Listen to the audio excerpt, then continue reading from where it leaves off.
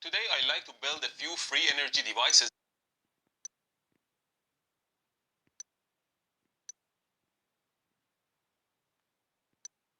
Hi, today I like to build a few free energy devices and prove them. If you are one of my close to 2 million subscribers or viewers, you already know that I'm a huge advocate for free energy and its role in saving us from fossil fuel, which is just killing our planet. There are tons of videos of people building these devices every day, so let's just jump into building them and the science behind them. But under one condition, don't just watch this halfway and leave as a believer or non-believer. You have to watch this to the end to be able to make a solid conclusion. Especially since I'll announce the Keysight scope giveaway at the end.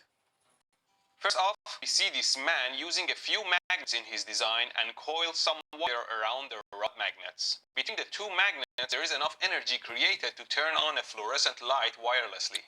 Of course, this is a simple concept. We all know that magnets hold potential magnetic energy that we just need to convert into electric energy. I don't have the exact same magnets, but I think I can do better.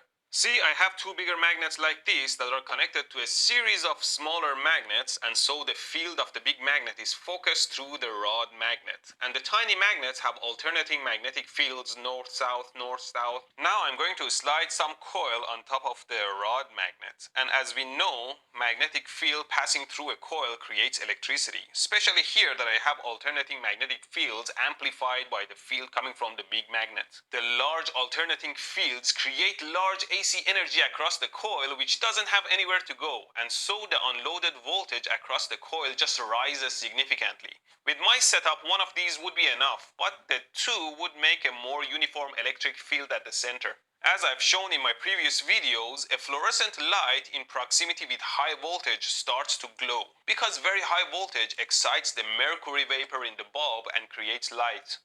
Hello everybody. In the next video, we have a few wires wound and coiled in a specific way to help capture the available electricity in the atmosphere. When magnets inserted into the coil, it focuses the captured energy enough to power a circuit. Of course, we know there is around 100 volts of potential voltage in the atmosphere per every meter of distance from Earth, as stated in the great Professor Feynman's lectures in Caltech University, with up to 400,000 volts from Earth to the top of the atmosphere.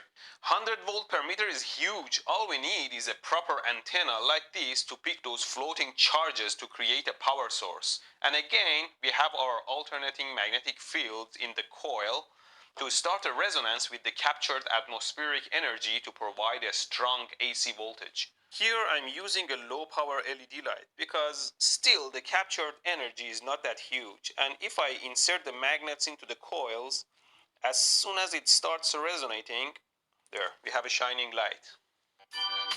Now there are different ways to wind wires around magnets for the same result. Like in this video, we have a different combination of windings and magnet form factor. But as you see, in most cases we need a pair of magnets to maximize the resonance. Here I kind of did the same thing, two big magnet piles on both sides of a bunch of tiny alternating magnets and a coil around them. And if I'm careful not to shock myself, I should be able to turn it on. There you go.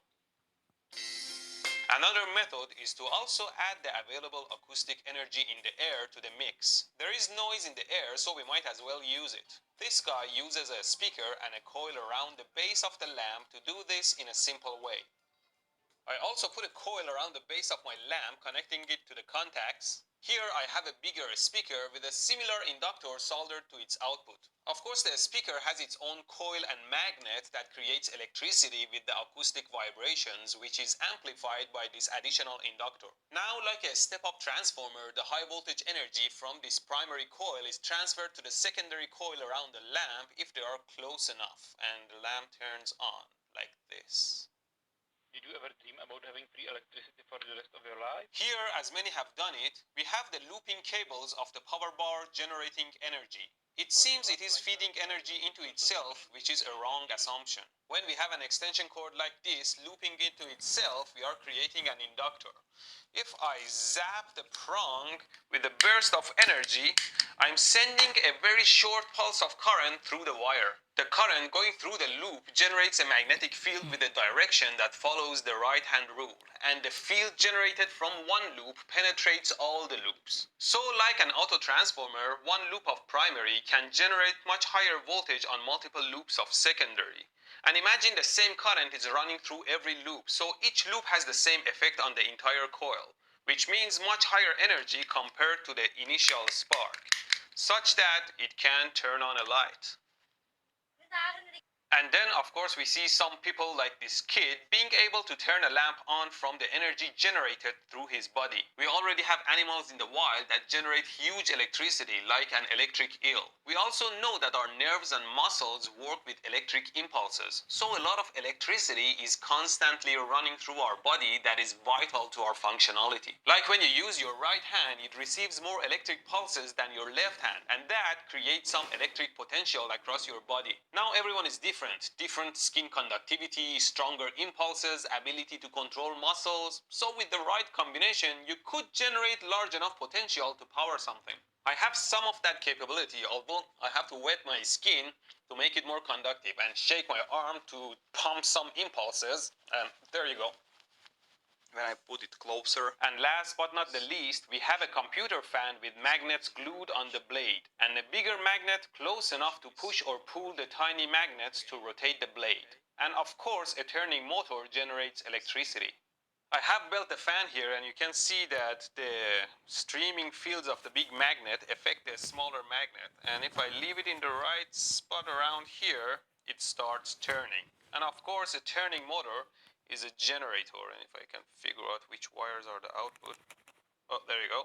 I can turn on the lamp. Lies. It was all lies. No. There is no free energy. They are all fake as It was all part of my scheme to lure the free energy believers here and show them the truth. There is no free energy, no crazy energy, and no over unity. Free energy is energy generated without consuming any other source. Crazy energy, which I just named it, is energy from fake sources or sources that don't really have much power to deliver. And over unity means these perpetual systems that have efficiency over 100%. All impossible. I was able to tell you convincing lies because I mixed them with truth and fact. So you would say, oh, I know that part is true, so this guy must know what he's talking about, and the rest could make sense too. Now, I'm not trying to teach you how to lie, I just want to show you how you can be lied to. Just trust me on this one. There is no free energy, no crazy energy, and no over unity in our entire universe. Otherwise, our universe would fall apart. Although I don't deny that in the future we might find a new source of energy. Let me show you how I did the tricks. Of course, this magnet contraption doesn't work at all. The reason my light is turning on is because I'm hiding my Tesla coil under the table. This is the source of the high voltage that's turning the lamp on, not the magnets. Electric, magnetic, or gravity fields in a stationary object are stationary. They don't move or stream out. Only when a magnet moves, it sends waves of magnetic field through the universe that can create electricity through a coil. So a stationary magnet with respect to coil doesn't create any electricity. Del 13 al 16 de mayo encontrás miles de productos seleccionados. Tricks I did here, there is one common factor, and that's a well-hidden battery. In my case, the battery is in the lamp, if you can see it here, and the lamp turns on if I short its contacts.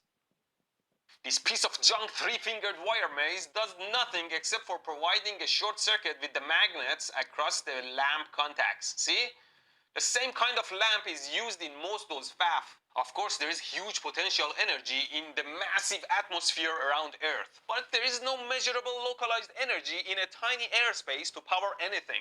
And here, the guy seems to have no battery and turning a single LED on. But this time, if you see here, he is running wires through his hand powering the LED. That little liar! And this piece of junk is the same thing, just shorting across the lamp contacts, turning it on. And in this one, of course, there is acoustic energy in the air, but even a single LED needs way more power than whatever acoustic noise can provide. So how does it work? Here on the winding, I have something called the reed switch. It's a type of switch that closes when it's exposed to magnetic fields, and it just shorts across the lamp contacts when I bring the speaker magnet close.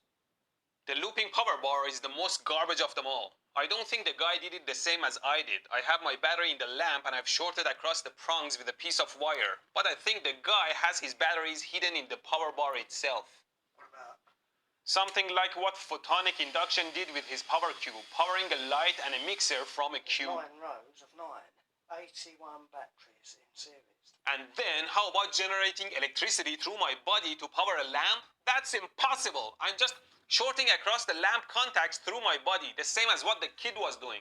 And for the fan, I just have some coin cell batteries back here that turn on the fan through the reed switch here when I bring the magnet close. And these are not even real magnets, they're just plastic beads. And the lamp just turns on by these wires shorting the contacts. They are all lies and faff, I tell you. Instead of this garbage, let me tell you a few of my favorite channels that provide good content, although there are a lot of good ones out there that I don't know. If you want electronics, well, watch me, or watch our beloved German engineer Great Scott, or Dave Jones's EEV blog, or Big Clive who breaks electronic products and explains them, or great Simone Geertz who makes shitty robots. Oh, and Jeremy Fielding and Fran Blanche, two great electronic channels I recently learned about. Want to watch a lovable chemist and someone who inhales noble gases and extracts gold? Cody's Lab. Want mechanical engineering? AVE is super knowledgeable in the field and has so many awards worthy of his own dictionary. Want a real superhero in special effects and graphics? Watch the debunk man, Captain Disillusion. Want great backyard science and build? Watch The Backyard Scientist or The King of Random. If you want more sophisticated builds, watch my countryman, The Hacksmith. Want great science channels? Watch Diana, the awesome physics girl. Or my pal Destin from Smarter Every Day. Or Derek Veritasium. It's not his last name. Or... Hey, Vsauce, Michael here. Whatever you do, don't watch or like free energy videos. You just encourage these idiots!